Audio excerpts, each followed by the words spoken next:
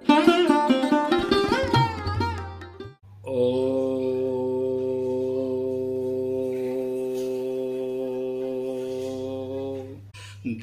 प्रपन्नातिहरे प्रसीद प्रसीद मातरि जगतोऽखिलस्य प्रसीद विश्वेश्वरि पाहि विश्वं त्वमीश्वरी देवी चराचरस्य दुर्गे स्मृता हरसि भीतिमशेषजन्तो स्वस्थै स्मृता मतिमतीव शुभां ददासि दारिद्र्यदुःखभयहारिणि का त्वदन्या सर्वोपकारकरणाय सदार्द्रचेता कालिके कृष्णरूपाय राधारूप शिवाय च सर्वदुःखविनाशाय श्रीकृष्णाय वयं नुमः।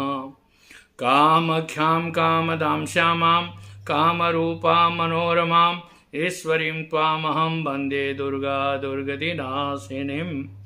माँ भगवती परम्बा जगदम्बा आप सबों पर कृपा बनाए रखे और मैं रात दिन उनसे प्रार्थना करता रहता हूँ कि जो भी हमारे नज़दीक में है उनका कल्याण हो, उनका सभी प्रकार के कष्ट को निवारण हो उनके कर्म के हिसाब से।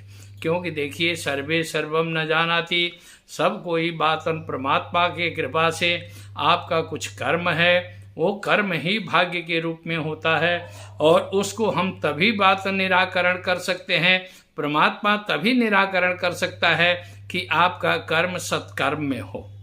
आज का प्रसंग मैं नमक के ऊपर बता रहा हूँ कि नमक का आपके जीवन में कितना बड़ा महत्वपूर्ण है।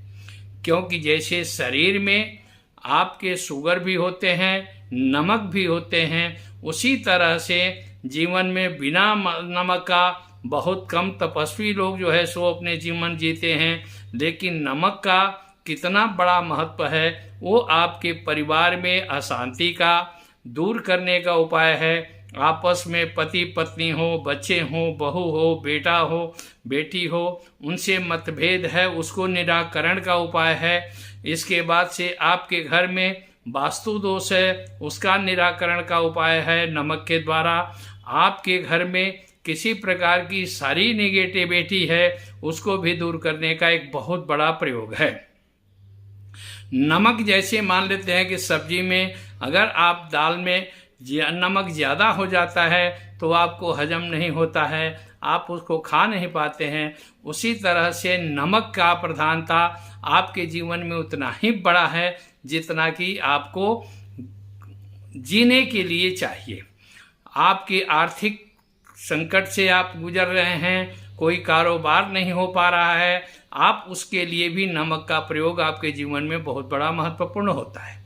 आप अगर कोई व्यापार कर रहे हैं, व्यापार में वृद्धि नहीं हो पा रही है, आप उसके लिए भी चाहें तो नमक का प्रयोग कर सकते हैं।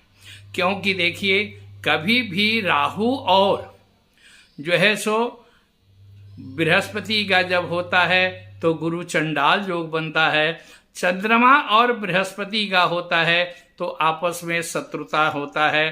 क्योंकि जैसे चांदी तत्व है वैसे नमक भी सफ़ेद है, इसलिए आपके चंद्रमा के लिए, आपके घर में बरकत के लिए, आपके घर में सुख शांति के लिए बहुत बड़ा महत्वपूर्ण है। आप जो घर में पोछा लगाते हैं तो एक तो बृहस्पतिवार को पोछा नहीं मारेंगे, तो इसलिए पोछा नहीं मारना चाहिए कि बृहस्पतिवार बृहस्पति जो है सो विष्णु का रूप माना जाता है और आपके परिवार में सुख शांति का साधन बृहस्पति के द्वारा होता है।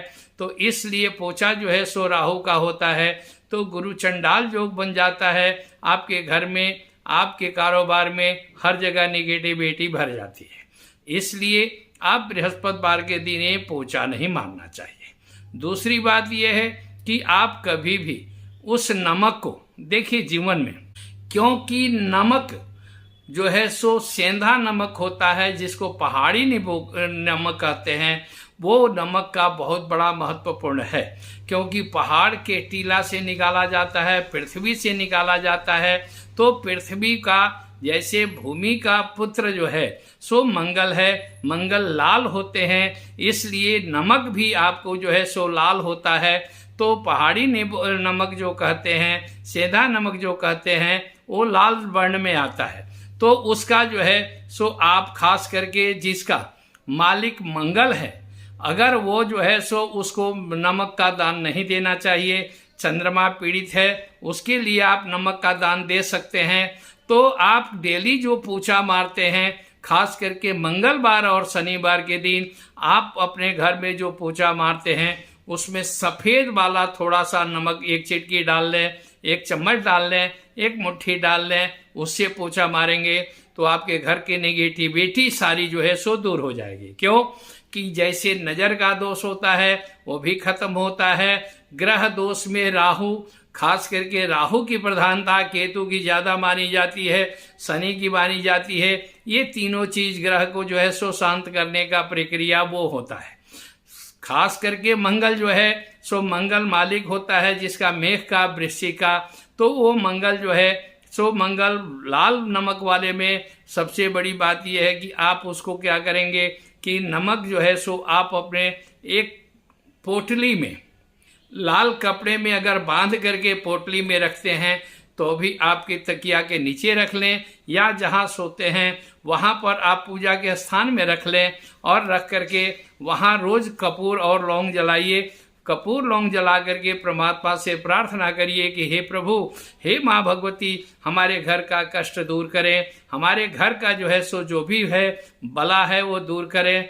साथ में अगर आपके एक और चीज बताया गया है कि आकर्षण के लिए भी एक प्रयोग बताया जाता है कि दीमक का मिट्टी हो और खरेड़ के लकड़ी के ऊपर जो है सो नमक और मिट्टी में और राई के लाल वाले राई के साथ हवन करते हैं तो भी आकर्षण का प्रयोग होता है। लेकिन आकर्षण किसके लिए होगा?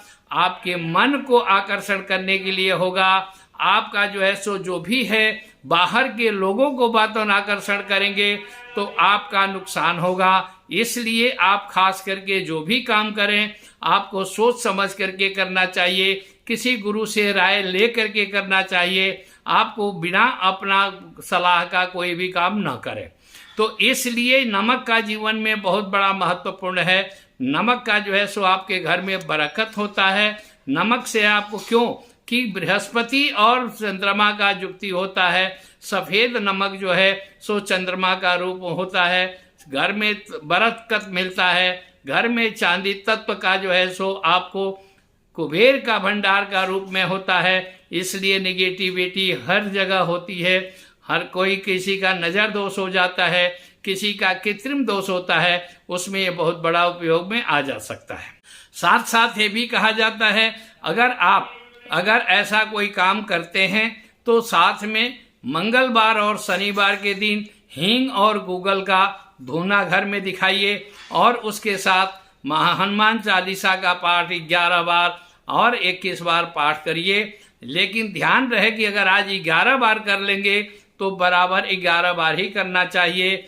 5 बार करेंगे तो 5 बार ही करना चाहिए, क्योंकि 5 बार से कम नहीं होना चाहिए। क्योंकि पंचमुखी हनुमान जो है एकादश मुखी में के लिए इसलिए 11 बार बताया गया है कि एकादश मुखी को प्रसन्न करने के लिए 11 मुखी होता है। नहीं तो पंचमुखी हनुमान जी हैं, इसलिए 5 बार जरूर करिए। नहीं तो पंचमुखी स्तोत्र जो आता है उसका पाठ करिए गूगल जला करके। आपके घर के जितने भी निगेटिविटी है, किसी का किया हुआ दोष है, किसी का जो है सो मान लेते हैं नज़र दोष है, कोई कृत्रिम दोष कर दिया है या ग्रह दोष है, उसको शांत करने के लिए एक बहुत बड़ा ये उपयोग है हनुमान जी को प्रसन्न करना।